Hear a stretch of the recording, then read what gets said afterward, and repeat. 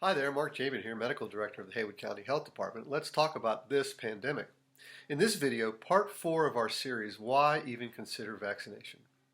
And let's examine two more comments often shared. Number 1, I had it. No big deal. I'm good. Why would I need to get a vaccine? And a closely related belief, it's no one's business if I don't get vaccinated. So please share this with somebody that you care about.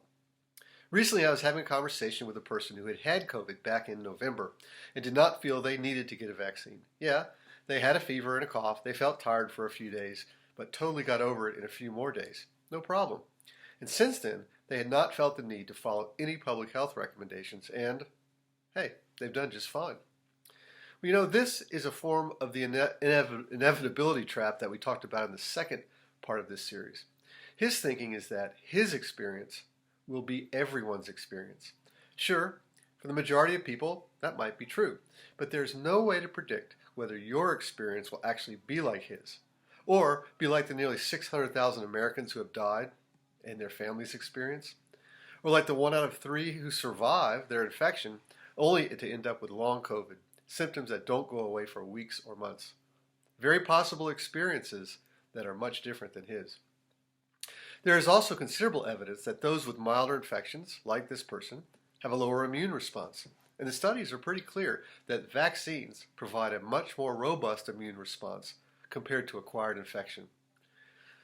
This belief is akin to our second, which is, it's not anyone's business if I don't get vaccinated. And in both cases, there are at least 4 reasons that what you choose does affect others around you. Number 1, although the vaccines have shown themselves to be very effective, they are not 100% effective.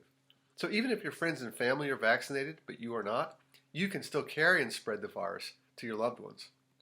And if you go into a crowded place, how could you possibly know if there are others there not vaccinated or others at high risk? Second, there are people who should not get the vaccines. For example, people who are actively on cancer chemotherapy or who are allergic to components of the vaccine. These folks can't be vaccinated. They depend on the rest of us to not get them sick. Third, younger people do have a lower risk of severe illness and death, but it is not zero either. And the majority of cases are now in younger people between the ages of 20 and 50. Washington and Oregon are now seeing a 4th wave of infections, with hospitals strained once again. And hospitalizations there are nearly all in this age range.